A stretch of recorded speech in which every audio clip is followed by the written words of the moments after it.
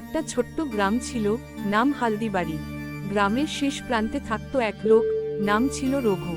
রঘুকে সবাই গাছ কাটা রঘু বলেই চিনত, কারণ সে শুধু গাছ কাটত।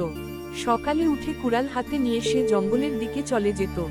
সন্ধ্যার আগেই কাঁধে কাঁধে গাছের গুড়ি বয়ে ফিরে আসত। রঘুর কোনো পরিবার ছিল না, সে কারো সঙ্গে মিশত না, কথা বলতো না, শুধু গাছ কাটত আর বিক্রি করে ক্ষেত। গ্রামের লোকেরা ভাবত সে বুঝি একটু পাগল ধরনের, কেউ তাকে কিছু বলতেও সাহস পেত না। একদিন হঠাৎ করে গ্রামে বড় এক ঝড় এলো।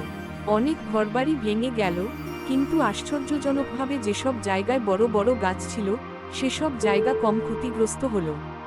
তখন গ্রামের লোকেরা বুঝতে পারল গাছ শুধু ছায়া আর কাঠি দেয় না, বিপদে রক্ষাও করে। তারা রঘুর দিকে তাকালো, যে মানুষটা এত বছর ধরে শুধু গাছ কেটে যাচ্ছে, তার কারণে গ্রামে গাছের সংখ্যা অনেক কমে গেছে। পরের দিন সবাই মিলে রঘুর কাছে গেল। তারা অনুরোধ করল, আর গাছ কেটো না রঘুদা, বরং আমাদের শেখাও কিভাবে গাছ লাগাতে হয়। রঘু প্রথমে কিছু বলল না। তারপর একদিন হঠাৎ দেখা গেল সে আর কুড়াল নিয়ে যাচ্ছে না। এবার সে হাতে নিয়েছে একটি কোদাল আর কিছু চারা। সেই দিন থেকে গাছ কাটা রঘু হয়ে গেল গাছ লাগানো রঘু। গ্রামে আবার সবুজ ফিরল, আর রঘু হয়ে উঠল সবার প্রিয় একজন।